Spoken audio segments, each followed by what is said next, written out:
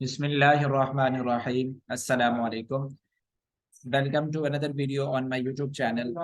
Respected viewers, weekly current affairs 10 April 2023 से लेके 16 अप्रैल 2023 तक पाकिस्तान और दुनिया भर में जितने भी लेटेस्ट पॉलिटिकल, जियोपॉलिटिकल और इकोनॉमिक डेवलपमेंट्स हुई हैं, उन तमाम को लेके जितने भी इंपॉर्टेंट एमसीक्यूज जो कि अपकमिंग पेपर्स के अंदर पूछे जा सकते हैं, इसमें एफआईए के अंदर असिस्टेंट डायरेक्टर का पेपर, एफआईए के अंदर इंस्पेक्टर का पेपर, पीएमएस का जनरल नॉलेज का पेपर, करंट अफेयर्स का पेपर और इसके साथ साथ तमाम जॉब्स के जो इंटरव्यूज का पोर्शन है जिसमें करंट अफेयर से रिलेटेड बहुत सारी चीजें पूछी जा सकती हैं, उन तमाम चीजों को कवर करने के लिए ये सीरीज हमने चैनल के ऊपर स्टार्ट की है।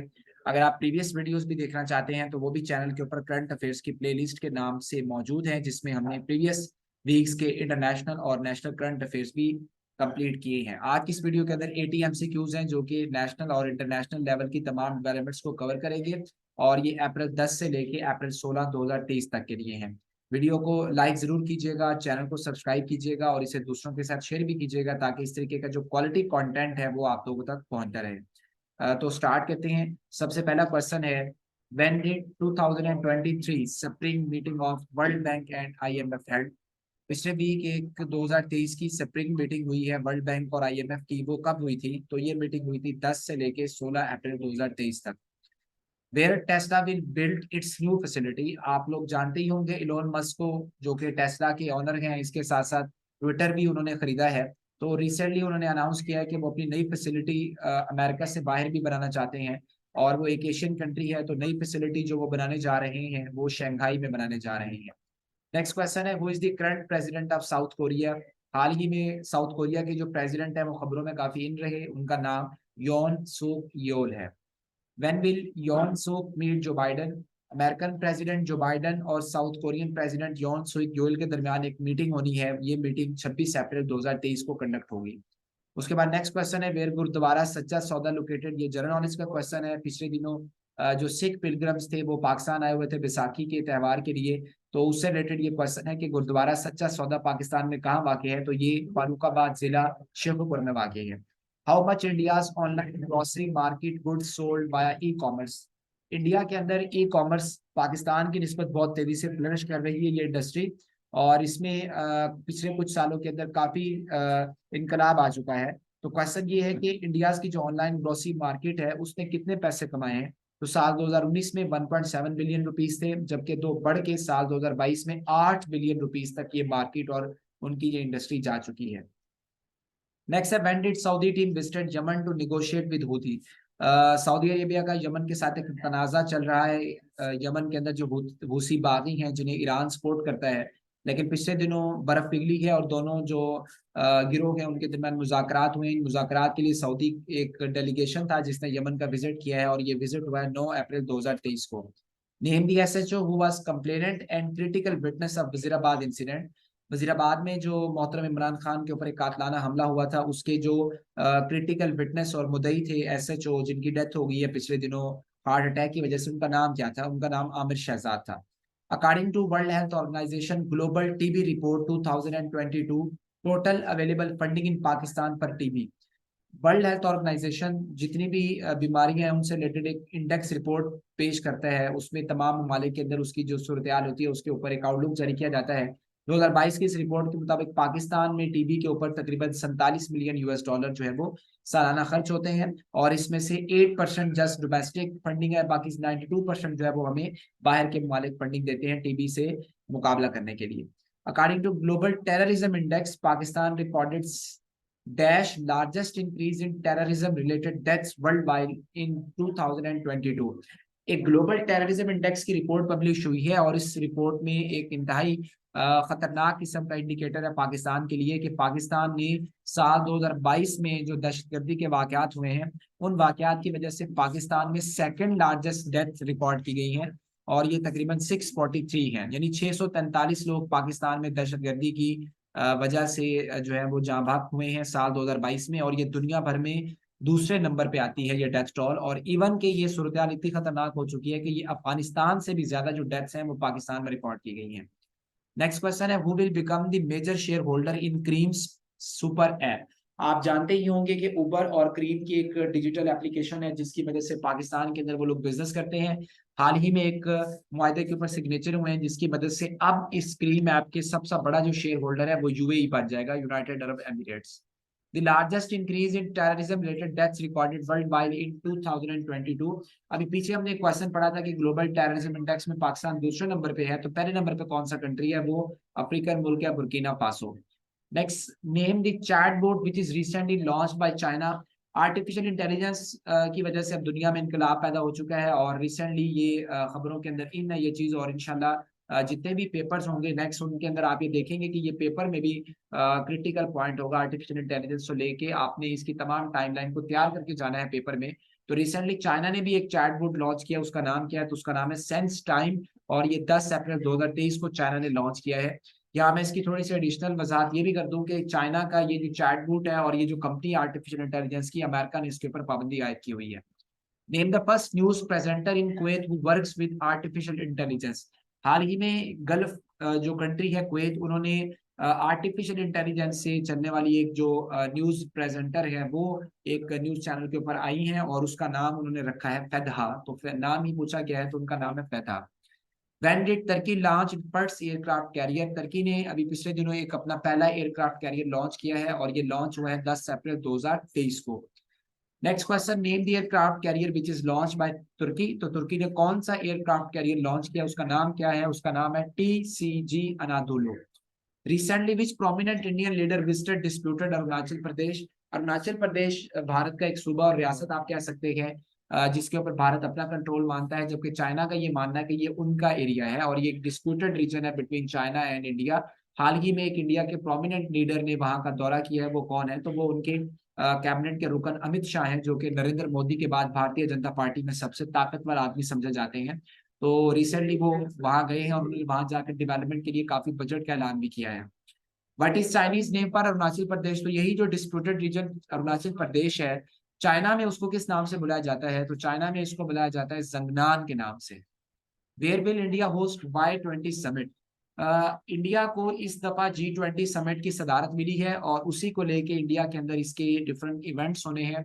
तो हाल ही में इंडिया ने ऐलान किया है कि वो जो Y20 समिट होगा उसको मुनक्किद करेगा श्रीनगर के अंदर, और ये पाकिस्तान के लिए खतरे की घंटी है क्योंकि इंडियन ऑक्युपाइड कश्मीर जो है वो पाकिस्तान की सफारतकारी में अहम किरदार अदा करता है और पाकिस्तान के मौक़िफ़ कि ये नफी होती है अगर वहां पे G20 ममालिक के जो सरबराहान है वो किसी भी किस्म की मीटिंग वहां पे अगर होल्ड करते हैं, तो इट मीन्स के वो तमाम के तमाम कंट्रीज जो है वो पाकिस्तान के मौक़िफ़ की तायद नहीं कर रहे। When did Sardar Tanveer Ilyas said by Azad Jammu Kashmir high court. Recently Azad Jammu Kashmir की जो हाई कोर्ट है उन्होंने वहां के वजीर आजम सरदार तनवीर इलियास को नाअहल किया है अदालती तौहीन की वजह से। तो ये नाअहल हुए थे 11 अप्रैल 2023 को। The IMF has forecasted dash growth rate for Pakistan in fiscal year 2023।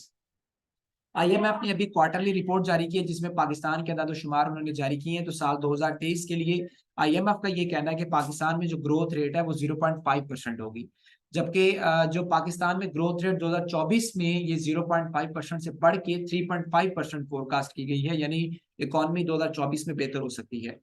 और IMF ने ये जो इन्फ्लेशन रेट है जिसे अफरात ज़र कहते हैं वो फिस्कल ईयर 2023 के लिए पाकिस्तान के लिए 27% फोरकास्ट किया है और 2024 के लिए जो है ये 22% फोरकास्ट किया है, यानी 2024 में फिस्कल ईयर 2024 में जो अफरात ज़र है वो भी कम हो जाएगी और जो ग्रोथ रेट है वो बढ़ जाएगी। इसी तरीके से अनएम्प्लॉयमेंट रेट भी IMF ने फोरकास्ट किया है, साल 2023 के लिए वो 7% रहेगा और साल 2024 में ये कम होकर 6.8% हो जाएगा। वर्ल्ड बैंक ने भी पाकिस्तान के लिए ग्रोथ रेट फोरकास्ट किया है साल 2023 के लिए। IMF ने 0.4% किया है, 5% किया है, जबकि वर्ल्ड बैंक ने 0.4% किया है। फिर उसके बाद एशियन बैंक ने भी फोरकास्ट किया है ग्रोथ रेट पाकिस्तान के लिए, वो 0.6% है।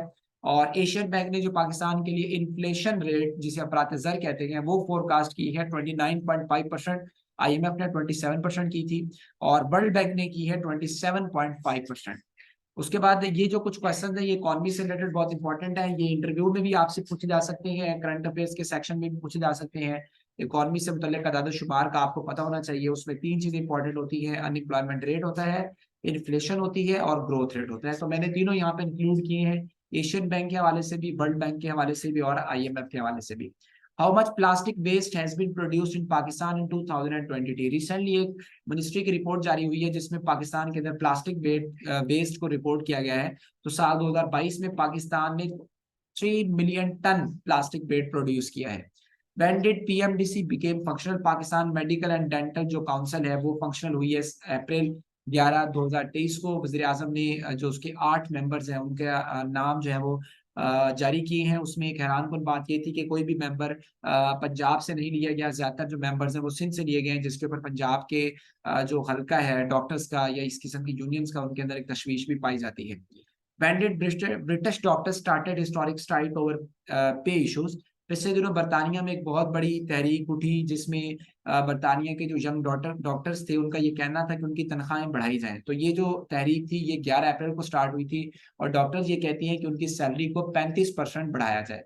नेक्स्ट क्वेश्चन है, name the UK home secretary, यहाँ पे आना था, who accused British Pakistani community over child sex abuse issue. पिछले दिनों यूके की जो होम सेक्रेटरी है उन्होंने जो यूके के अंदर चाइल्ड सेक्स अब्यूज केसेस हैं उसके पीछे पाकिस्तानी ब्रिटिशर्स जो पाकिस्तान से माइग्रेट होकर वहां गए हैं उन लोगों को जिम्मेदार करार दिया है। तो उनके ऊपर काफी तनकीद हो रही है। तो उनका नाम क्या है वो आपने याद करना है, वो है सुएला ब्रेवरमैन। और उन्हें अपनी ही पार्टी से भी इस किस्म के कमेंट्स की वजह से तनकीद का सामना करना पड़ रहा है। विच is the widely used abortion pills? जो वाइडली यूज्ड अबॉर्शन पिल्स है वो कौन सी हैं? तो वो है माइफप्रिस्टन। और who is the first president of France to visit Netherland in 23 years? France के उस प्रेसिडेंट का नाम बताइए जो 23 साल में पहली दफा नेदरलैंड का विजिट करने जा रही हैं। तो उनका नाम है Emmanuel Macron.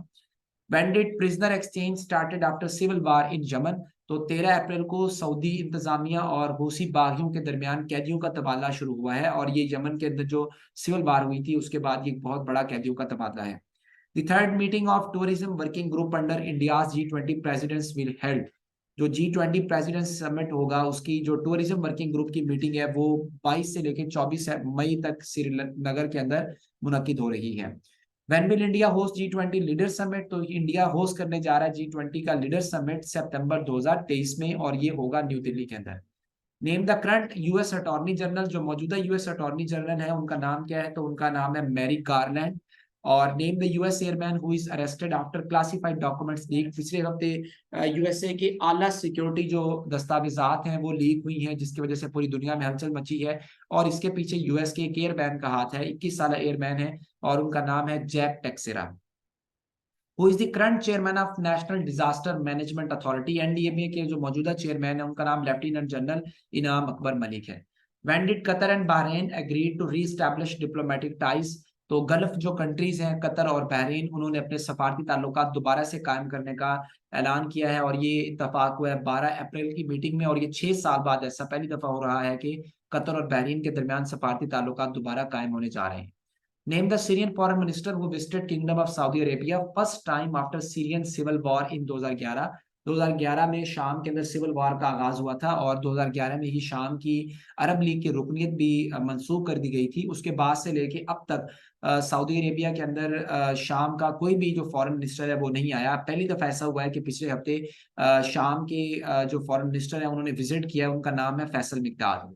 When did Nine Nations talk held to reintegrate Syria into diplomatic ties? तो पिछले हफ्ते जो गल्फ कंट्रीज हैं 6 गल्फ कंट्रीज हैं, गल्फ कॉपरेशन काउंसिल के ममालिक हैं और इसके अलावा 3 मुल्क और हैं जिसमें इराक शामिल है, इजिप्ट और जॉर्डन शामिल है। उन्होंने मुज़ाकरात किए हैं और मुज़ाकरात का एजेंडा ये था कि शाम को दोबारा से रीइंटीग्रेट किया जाए सफारती ताल्लुकात में, दोबारा से उनको मामूल के ऊपर वहां पे जो जिंदगी वो आनी चाहिए। और ये तकरीबन 13 साल बाद डेवलपमेंट हो रही है और ये मुज़ाकरात हुए हैं 14 अप्रैल 2023 को। How many countries are part of Gulf Cooperation Council? तो गल्फ कॉपरेशन काउंसिल में 6 मुल्क शामिल हैं जिसके अंदर सऊदी अरेबिया है, बहरीन है, कतर है, कुवैत है, यूएई है, यमन है। ये सारे कंट्रीज जो हैं ये गल्फ कॉपरेशन काउंसिल का हिस्सा है। Recently, which country expelled 15 intelligence officers working at Russian embassy on 13 April? 13 April 2023 को एक मुल्क ने 15 इंटेलिजेंस ऑफिसर को मुअत्तल किया जो कि एक रशियन एम्बेसी में काम कर रहे थे। ये मुल्क है नॉर्वे और उसके अंदर जो उसका कैपिटल ऑस्लो है वहां पे रशियन एम्बेसी में ये ऑफिसर्स काम कर रहे थे। इन्हें स्पाइंग के शुबे में यानी जासूसी करने के शुबे में एक्सपेल कर दिया गया है। नॉर्वे की अथॉरिटीज की तरफ से। Who is the current foreign minister of Norway? तो नॉर्वे के मौजूदा फॉरेन मिनिस्टर एमिकन हुइटफेल्det हैं। और who is the current foreign minister of Ukraine? Ukraine के करंट फॉरेन मिनिस्टर दिमित्री कुलेबो हैं। और name the chairman US foreign affairs committee who is band by China? पिछले हफ्ते यूएस फॉरेन अफेयर्स कमेटी के जो chairman है उन्होंने विजिट किया था ताइवान का। ताइवान को लेके चाइना बड़ा सेंसिटिव है, तो उन्होंने यूएस फॉरेन अफेयर्स कमेटी के उस चेयरमैन के ऊपर चाइना दाखिल होने में पाबंदी लगा दी है, उनके एसेट्स भी फ्रीज कर दिए हैं। तो उनका नाम है Michael McCaul. Name the Thai new year festival? जो थाईलैंड के अंदर न्यू ईयर फेस्टिवल होता है उसको सोंक्रन कहा जाता है। When did ECC approved new scheme for e-bikes and rickshaws on zero markup? Pakistan में ECC ने अप्रूवल दिया है एक नई स्कीम के लिए जिसमें ई बाइक्स दिए जाएंगे और रिक्शा दिए जाएंगे और ये जीरो मार्कअप के ऊपर दिए जाएंगे, और ये अप्रूवल मिला है 13 अप्रैल 2023 को। Name the authorised land route of Afghanistan? हाल ही में एक अथॉराइज्ड लैंड रूट अथॉराइज किया गया है अफगानिस्तान बॉर्डर के ऊपर जहां से ट्रेड होगी सारी की सारी, वो है अंगूर अड्डा। Name the province which decided that it won't पे मैक्स सैलरी बिफोर ईद? आप जैसा कि जानते हैं कि वजारत खजाना ने एक नोटिफिकेशन जारी किया था कि ईद उल फितर से पहले तमाम सूबे अपने मुलाजमीन को तनख्वाहें जारी कर दें। तो हाल ही में एक सूबा है जिसने इनकार कर दिया है क्योंकि वहां पे माली क्राइसिस ज्यादा है, तो वो सूबा कौन सा है? वो है KPK। Name the country which have confirm to IMF for their bilateral $1 billion to Pakistan? पिछले हफ्ते इसहाक डार की ये एक पेशरफ हुई है जिसमें यूनाइटेड अरब एमिरेट्स ने पाकिस्तान को $1 बिलियन देने की हामी भरी है। पाकिस्तान एक्सटर्नल डेब्ट declined by about dash during current fiscal year? साल 2023 में पाकिस्तान का जो एक्सटर्नल डेब्ट है वो कम हो गया है $4.5 बिलियन से। Name the province which have approved plasma fractionation industry on 14 अप्रैल? 14 अप्रैल 2023 को एक सूबे की काबीना के इजलास ने उस सूबे के अंदर प्लाज्मा फ्रैक्शनेशन इंडस्ट्री का अप्रूवल दिया है। वो कौन सा प्रोविंस है? तो वो सूबा सिंध है। Who has been included in Times 100 most influential people?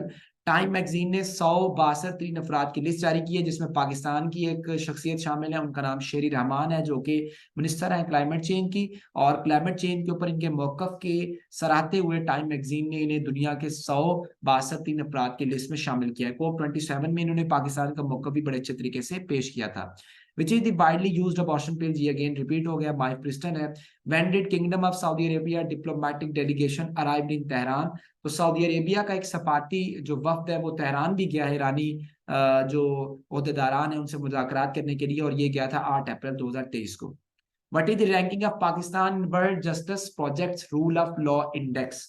Pakistan में अदलिया की जो किरदार है या पाकिस्तान में जो इंसाफ के पैरामीटर्स हैं उनकी वजह से दुनिया भर में पाकिस्तान को तनकीद होती है। और हाल ही में एक रिपोर्ट शाया हुई है जिसमें world justice projects rule of law index में पाकिस्तान 140 ममालिक में से 129वें नंबर पे आया है। What is the ranking of Pakistan in World Justice Project's Rule of Law Index in Civil Justice Category? Civil justice category में पाकिस्तान का 125वां नंबर है और फंडामेंटल राइट्स कैटेगरी में पाकिस्तान का 123वां नंबर है। तो इसका अंदर सूरत हाल खराब है पाकिस्तान में लॉ एंड ऑर्डर की और रूल ऑफ लॉ की। Recently, which High Court have announced that law enforcement agencies will have to produce videos of seized narcotics? Pakistan में जो कस्टम्स इंटेलिजेंस है और जो कस्टम का इदारा है वो मंशियात की रोकथाम के लिए काम करता है और मंशियात को स्मगल होने से बचाता है और मंशियात जो है वो पकड़ी जाती हैं। तो रिसेंटली एक अदालत है जिसने ये ऐलान कर दिया कि अब अथॉरिटीज को बाकायदा वीडियो सबूत भी लगाना होगा, सिर्फ ये फिगर नहीं देना कि हमने इतने किलो पकड़ ली, इतने टन पकड़ ली। तो ये पेशावर हाई कोर्ट ने इस चीज का ऐलान किया है कि KPK के अंदर अब से ये होगा, और ये 14 अप्रैल 2023 को पेशावर हाई कोर्ट ने ये फैसला सुनाया है। When did Pakistan's Federal Public Expenditure Review launch its report? Pakistan ने फेडरल पब्लिक एक्सपेंडिचर रिव्यू की एक रिपोर्ट लॉन्च की है जो कि 14 अप्रैल 2023 को लॉन्च हुई है। आखिरी दफा ये रिपोर्ट साल 2010 में लॉन्च हुई थी, तो काफी अरसे के बाद एक रिपोर्ट लॉन्च की गई है। Name the Brazilian leader who met Chinese president on 14 April? आपको पता है कि ब्राजील और चाइना दोनों ब्रिक्स का हिस्सा है, ब्रिक्स ममालिक का हिस्सा है, और ब्रिक्स ममालिक ये सोच रहे हैं कि उनके दरमियान जो तिजारत है वो यूनाइटेड स्टेट्स के डॉलर में नहीं होनी चाहिए बल्कि कोई उनकी अपनी करेंसी होनी चाहिए। इस मकसद के लिए ब्राजीलियन लीडर जो हैं वो प्रेसिडेंट और चाइनीज प्रेसिडेंट के दरमियान 14 अप्रैल को मुलाकात हुई है, और लुला ड सिल्वा जो ब्राजीलियन लीडर हैं वो उन्होंने मुज़ाकरात किए हैं चाइनीज प्रेसिडेंट से। Name the tropical cyclone which recently landfall in Australia? पिछले दिनों ऑस्ट्रेलिया के साहिल के साथ एक बहुत ही खतरनाक समुद्री तूफान टकराया है, उस समुद्री तूफान का नाम इल्जा है। The highest ever recorded gust winds brought by cyclone in Australia. ये जो इंजा तूफान है इसने ऑस्ट्रेलिया की तारीख में तेज तरीन हवाओं का रिकॉर्ड तोड़ा है। तो कितनी हवाएं इस तूफान की वजह से ऑस्ट्रेलियाई साहिल से टकराई हैं? 289 किलोमीटर पर आवर, ठीक है, 290 तकरीबन किलोमीटर फी घंटा की रफ्तार से हवाएं चली हैं और वो ऑस्ट्रेलियाई साहिल से टकराई हैं इल्जा तूफान के नतीजे में। Name the Spanish athlete who emerged after spending 500 days in a cave. पिछले दिनों 14 अप्रैल को ही ये वाकया पेश आया है कि एक स्पेनिश एथलीट हैं जिन्होंने 500 दिन गुजारे हैं एक गार के अंदर तने तनहा, और फिर वो वहां से बाहर आई हैं जिंदा। उनका नाम क्या है? तो वो है Beatriz Flamini. Name the biggest and most complex mission ever sent to Jupiter. Jupiter जो सैयारा है हमारे निज़ाम शमसी का, उसकी तरफ एक मिशन भेजा जा रहा है जो कि बिगेस्ट भी है और मोस्ट कॉम्प्लेक्स है। उस मिशन का नाम है juice. When did Zeus take off for mission to discover Jupiter's icy moons? तो जूस ने टेक ऑफ लिया है 14 अप्रैल साल 2023 को और ये जा रहा है जुपिटर के आइसी मून्स को एक्सप्लोर करने के लिए कि क्या वहां पे जो एक्स्ट्रा टेरेस्ट्रियल लाइफ है उसके कोई निशान मौजूद हैं, क्या वहां पे कोई आबादी हो सकती है। इस किस्म की चीजों की रिसर्च के लिए ये मिशन लॉन्च किया गया है, इसका नाम जूस है। नेम ये क्वेश्चन हो चुका है। नेक्स्ट है when will FIFA women football world cup 2023 held. तो FIFA women football world cup जो 2023 है ये कब मुनक्किद होने जा रहा है? तो ये जुलाई 20 से लेके अगस्त 20 2023 तक होगा, एक माह के लिए, और ये ऑस्ट्रेलिया और न्यूजीलैंड के अंदर ये जो वर्ल्ड कप है ये कंडक्ट होगा। Where did fourth meeting of neighboring countries of Afghanistan held? Recently Afghanistan के जो हमसाया ममालिक हैं उनके फॉरेन मिनिस्टर्स के दरमियान एक मीटिंग कंडक्ट हुई है जो कि चौथी इस तरीके की मीटिंग थी, और ये मीटिंग हुई है 13 अप्रैल 2023 को समरकंद में। इस लेवल की पहली मीटिंग 8 सितंबर 2021 को पाकिस्तान में हुई थी, दूसरी मीटिंग 2 नवंबर 2021 को ईरान में हुई थी, तीसरी मीटिंग 3 मार्च 2022 को चाइना में हुई थी, और चौथी मीटिंग जो है वो समरकंद में हुई है जिसमें पाकिस्तान के वजीर खारजा ने शिरकत नहीं की बल्कि मिनिस्टर जो स्टेट मिनिस्टर हैं उन्होंने शिरकत की है, हिना रबानी खर ने। नेक्स्ट क्वेश्चन है वो is current head of national curriculum council. National curriculum council की जो मौजूदा हेड है उनका नाम मरियम चुगताई है। Russia will use ISS still. ISS कहते हैं इंटरनेशनल स्पेस स्टेशन को, तो रशिया ने ऐलान किया है कि वो इंटरनेशनल स्पेस स्टेशन छोड़ देगा 2028 तक। Name the law maker who died in car accident. अभी कल ही एक पाकिस्तान की जो कौमी असम्बली के रुकन है जमीयतुल उलमा इस्लाम फे से उनका ताल्लुक था, और वो वफाकी वजीर बराए मजहबी उमूर थे जो कार एक्सीडेंट में वफात पा गए हैं। उनका नाम मुफ्ती अब्दुल शकूर है। As of March 28, the number of young voters stood in Pakistan। दो इलेक्शन कमीशन ऑफ पाकिस्तान ने एक रिपोर्ट जारी की है जिसके मुताबिक मार्च 28 तक पाकिस्तान में जो नौजवान वोटर्स हैं उनकी तादाद 55.74 मिलियन है।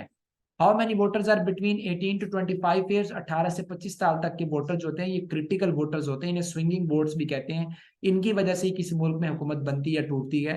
अगर जमहूरी तौर पे वहां पे इलेक्शन हो, धांधली ना हो, इदारों की मुदाखलत ना हो, इस किस्म की कोई इंटरवेंशन ना हो, तो फिर ये जो स्विंगिंग वोटर्स होते हैं ये सबसे ज्यादा इंपॉर्टेंट होते हैं। तो 23.21 मिलियन इस वक्त पाकिस्तान के अंदर ये वोटर्स शामिल हैं और ये 18% बनता है। मैंने कुछ एडिशनल इंफॉर्मेशन भी यहाँ पे ऐड कर दी है कि 26 से 35 साल तक के वोटर 26% है, 36 से 45 साल तक के वोटर्स 22% है, 46 से 55 साल तक के वोटर 14% है, और 56 से 65 साल तक के जो वोटर्स है वो 9% है, और 65 से अबव जो है वो 10% तकरीबन बनते हैं। ये तकरीबन है, ऑलमोस्ट डाटा इसमें इशारिया को इंक्लूड नहीं किया गया। Recently who summit the Annapurna peak in alpine style.